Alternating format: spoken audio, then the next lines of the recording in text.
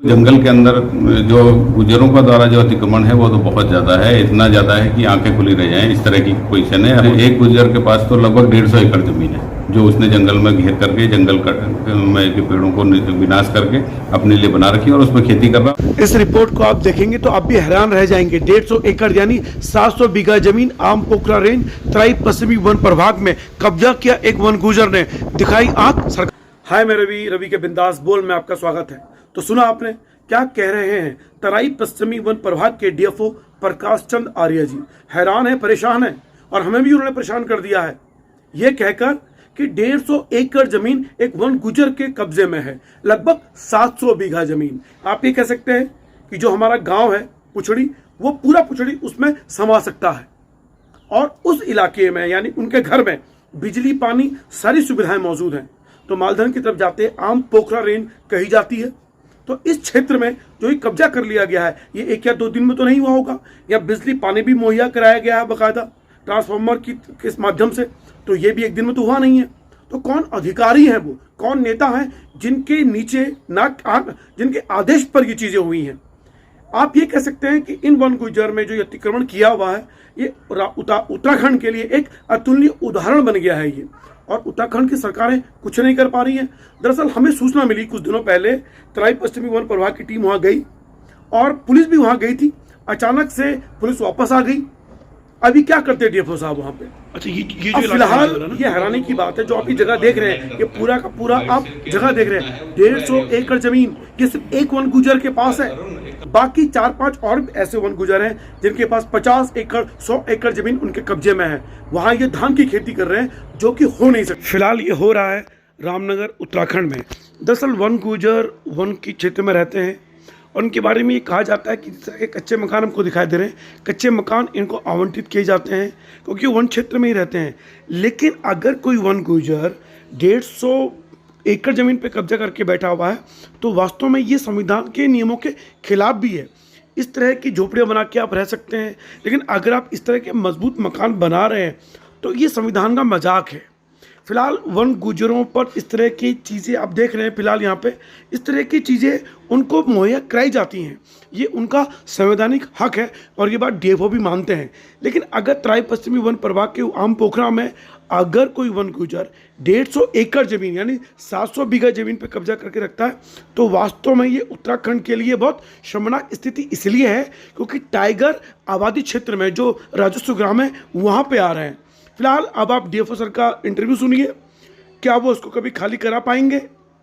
इस बारे में हाईकोर्ट क्या फैसला लेने वाला है? क्या सरकार इस पर वास्तव में सख्त कार्रवाई करने के प्रति दृढ़ता शक्ति रखती है? वन गुजरों को जो संवैधानिक हक है वो मिलना चाहिए, लेकिन एक अकेला वन गुजर अगर 150 एकड़ यानी 700 बीघा जमीन पर कब्जा करके धान की खेती करेगा नियमों के विरुद्ध, तो उस पर तो कार्रवाई बनती है। फिलहाल डीएफओ सर का इंटरव्यू सुनिए। सर, आप आम पोखरा रेंज में गए थे अतिक्रमण हटाने के लिए, कोई वन गुज्जर वहाँ बैठे हुए हैं और काफ़ी ज़मीन वहाँ है। सर, कितनी ज़मीन है, कब गए थे आप और क्यों वापस आ गए? देखिए, ऐसा है कि जो इस समय जो गवर्नमेंट का जो अभियान चल रहा है अतिक्रमण, जंगलों को अतिक्रमण से मुक्त करने का, अवैध जो बसे हुए लोग उनको हटाने का और अवैध धार्मिक संरचनाएं जो बनी उनको हटाने का जो ड्राइव चल रहा है, उसी ड्राइव के क्रम में हमारा ये फाटो 44 एक जगह है, उसके पास एक गुजरों का बहुत बड़ा अतिक्रमण है।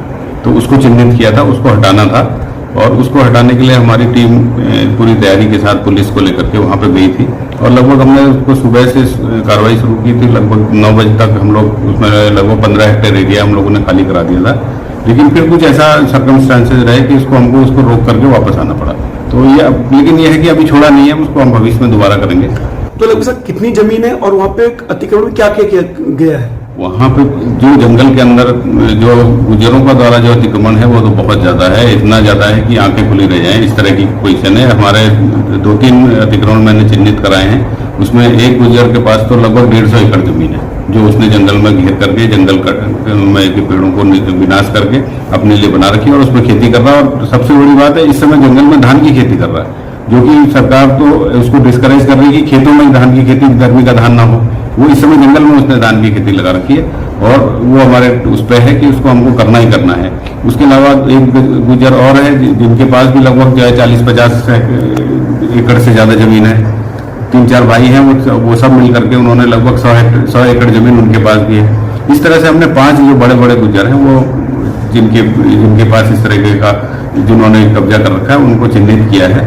और ये उम्मीद है हमारी कि जैसे ही इसमें हमारा आगे बढ़ता है ये अतिक्रमण हटाओ अभियान, इसमें से हम इनको सभी को खाली करा लेंगे। सर वहाँ पे बिजली पानी की सारी व्यवस्थाएं हैं, बड़े बड़े मकान हैं, तो ये तो आपके ही अधिकारियों के अंतर्गत हुए ना, तो तब क्यों नहीं रोकेगी ये? हाँ, ये बात बिल्कुल सही है आपकी कि ये एक दिन में तो हुआ नहीं होगा, इतना बड़ा अतिक्रमण है वो एक दिन में हुआ नहीं होगा, और ना ही बिजली पानी आई होगी। उसको देखना चाहिए था, जिसने भी देखा, जिसकी भी लापरवाही रही, लेकिन अब उस पर मैं बहुत ज्यादा टिप्पणी नहीं कर सकता।